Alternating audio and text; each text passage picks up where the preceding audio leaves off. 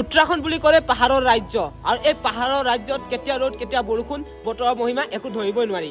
অসমবাসী ৰাইজ জহাৰ নমস্কাৰ, মই মোহিন পাহাৰীয়া আৰু মই কৰি আছো আসাম ডিব্ৰুগড়ৰ পৰা সম্পূৰ্ণ ভাৰতৰ 4 ধাম 12 জ্যোতিৰ্লিং চাইকেল যাত্ৰা আৰু আজি মোৰ ঘৰৰ পৰা ওলাই অহা 72 ডেজ কমপ্লিট হৈছে আৰু এইবাৰ গৈ আছো আমি টুংনাথ। টুংনাথ কোনো ধাম নহয়, কোনো জ্যোতিৰ্লিং নহয়। টুংনাথ হৈছে আমাৰ ৱৰ্ল্ডৰ চবতকৈ হাইটত থকা শিৱ মন্দিৰ আৰু এতিয়া মই যোন ঠাইত উপস্থিত আছো ইয়াৰ পৰা টুংনাথ আছে 30 কিলোমিটাৰ আৰু এই 30 কিলোমিটাৰ প্লেন ৰাস্তা নহয়, ডাউন ৰাস্তা নহয়, পুৰা আপ ৰাস্তা। কিন্তু আজিৰ দিনত আমি মাত্ৰ 10 কিলোমিটাৰ চাইকেল পাহাৰ উঠাইছো। কাৰণ কথাটো এইটো হ'ল যে দুপৰীয়া সময় হৈছিলে 2:30 আৰু আমি এই হোটেলত আহি গৈছিলো। এই হোটেলতে আমি ধুনীয়াকৈ ভাত খালো আৰু ভাত খাই মেলি অলপমান ৰেষ্ট লওঁতে বৰষুণ আহি গ'ল। এনেকুৱা এজাক ডাঙৰ ধুমুহা বতাহ আহিলে মানে বহুত বেছি ঠাণ্ডা লাগি গ'ল, পুৰা বতাহ সোমাই গ'ল। ভাবিলো যে আমি আগত গৈ ক'ৰবাত ষ্টে কৰিম, কিন্তু আমি সেইটো সময়ে নাপালো। কাৰণ কিয় মানে বৰষুণ এৰা নামেই নললে। উপায় নাপাই আমি 3জন বন্ধু এইখন হোটেলতে থাকিব লগা হ'ল। আপোনারা দেখি পাইছে এইখন মোৰ চাইকেল আৰু চাইকেলৰ বেডিং চেডিং সব খুলি থৈছো। মানে এই ইয়াতে আমি আজি টেণ্ট লগাম আৰু এই হোটেলখনৰ পৰাই দেখিব পাইছে আপোনালোকে পাহাৰৰ ভিউ।